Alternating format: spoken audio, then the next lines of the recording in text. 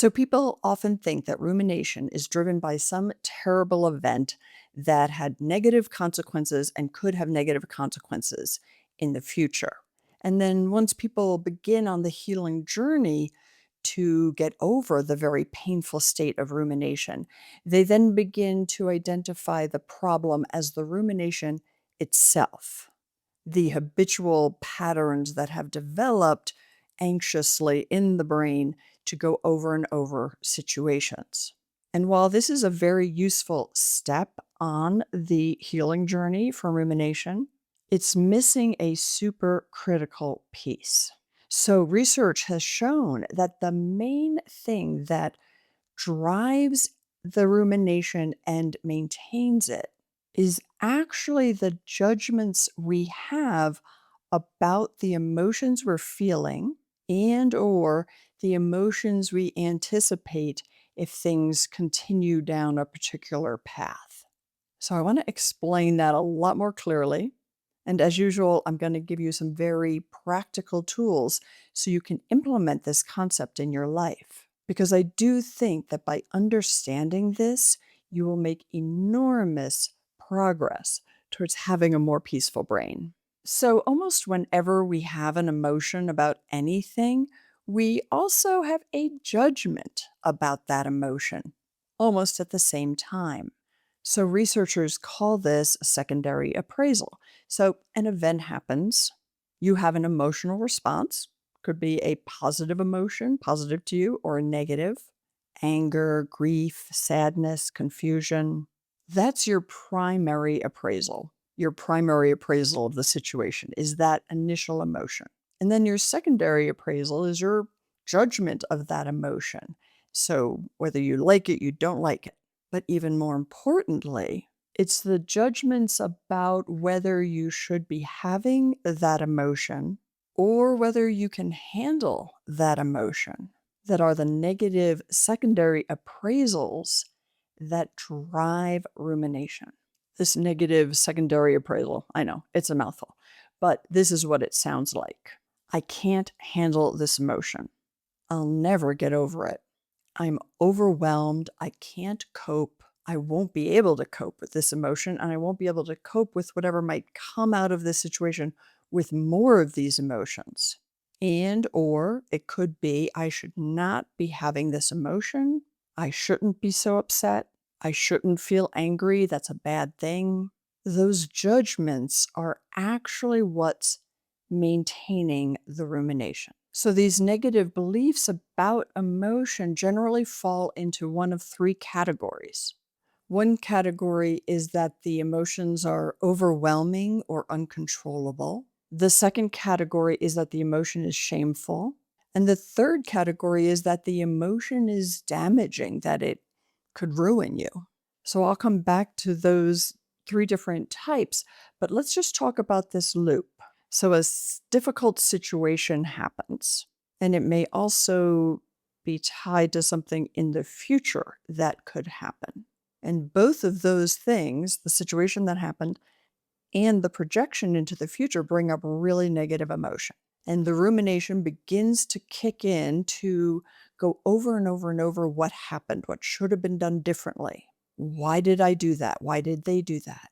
Analyzing and reviewing every piece of it and ruminating about the future event and how the past event is going to impact the future event. And amidst all of that are the thoughts about the emotions that came up and whether you can handle them, whether you should be having them or not, and whether you'll ever get over them.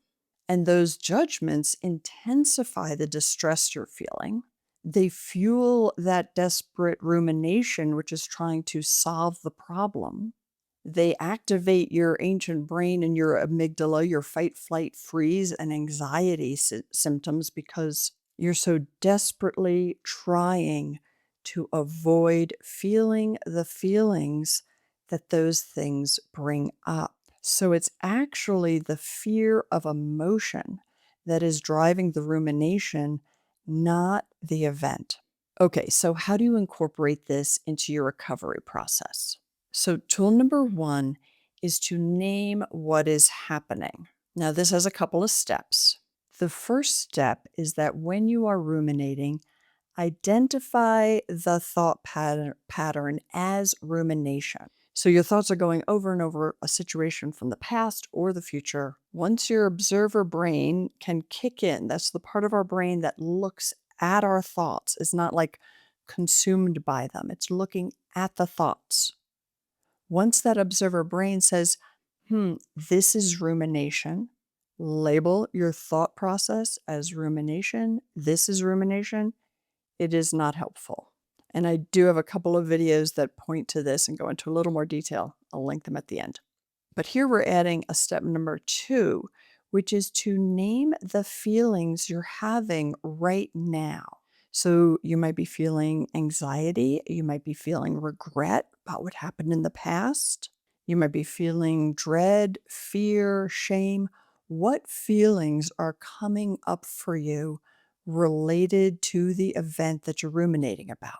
Step 3 is to identify what feeling you're trying to avoid.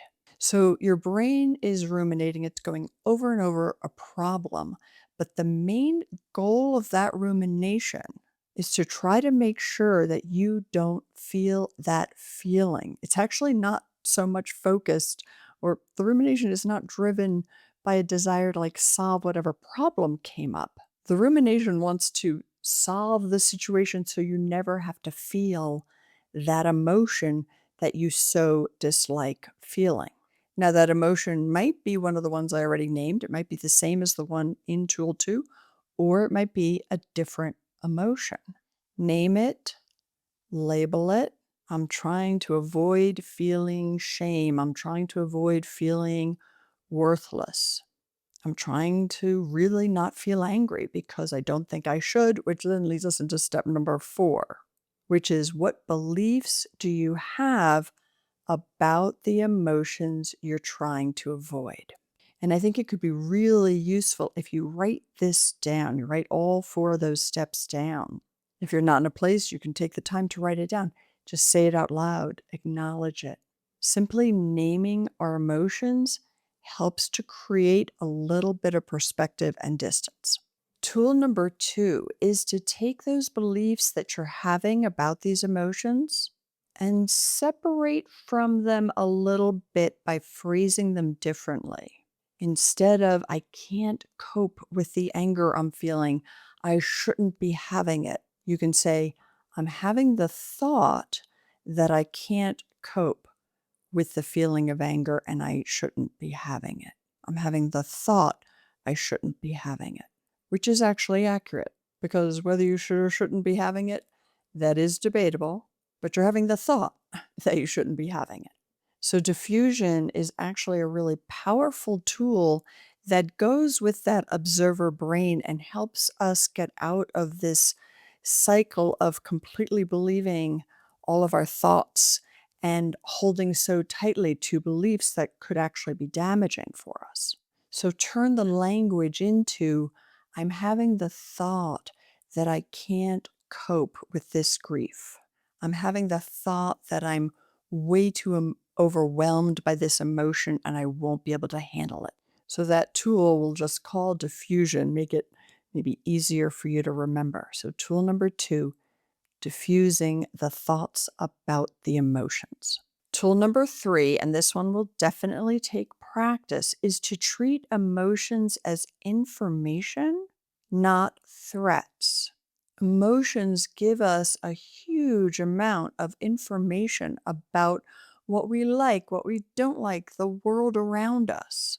And emotions are not good or bad. The behavior we take once we feel an emotion, some of that might be judged in the general world as good or bad, but that's the acting out on an emotion. It's not the emotion. So often, anxiety will signal to you that something matters a lot to you. It's important. Anger might signal that a boundary was crossed or that you felt disrespected. It's a signal. Sadness marks a real loss. These emotions are ones we don't really like. They're uncomfortable, unpleasant. But if we treat them as uncomfortable, unpleasant, yeah, sure, I don't really want to have that emotion. But if I'm having it, I don't have to view it as shameful or dangerous. And I can begin to look at it to really understand what information is it giving me. So I do have a number of videos on what different emotions tell us, what information they're communicating, and how that can be really helpful.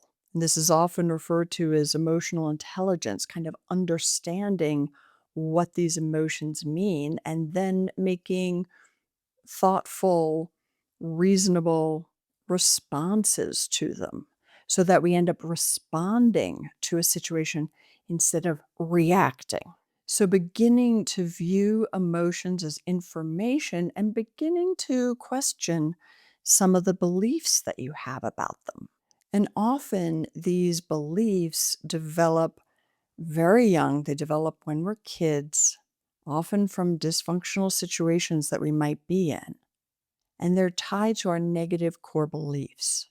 So, if you'd like a little assistance delving into what negative core beliefs you might have, I do have a free PDF that many people have told me is super helpful in helping them both identify their negative core beliefs as well as begin to take steps to overturn those core beliefs.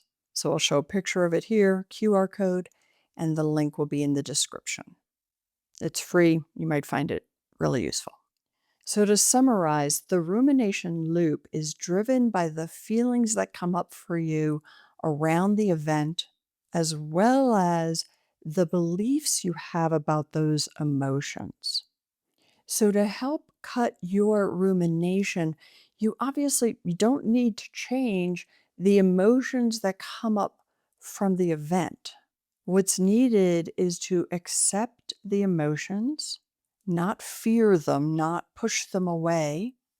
Learn to sit with them. Learn that emotions kind of peak and then ebb. And usually, if we don't maintain them with a whole lot of thinking, they might peak and ebb just within 30 minutes or so. And then the need to question the beliefs you have about your ability to handle these emotions or your right just to have them. We're human, we have all sorts of emotions. Pretty much everybody struggles with difficult emotions because they're so unpleasant, right? But when we can move them into the unpleasant camp, not the horrible, oh my God, I can't cope camp, we'll be able to have a lot more internal peace. So, if I can ask you a favor, if you got value out of this, please hit the like button, subscribe to my channel, and share this with someone if you think somebody else might benefit. And please do comment below. Let me know what you think, and let me know if you have any other questions. And I'll see you next week.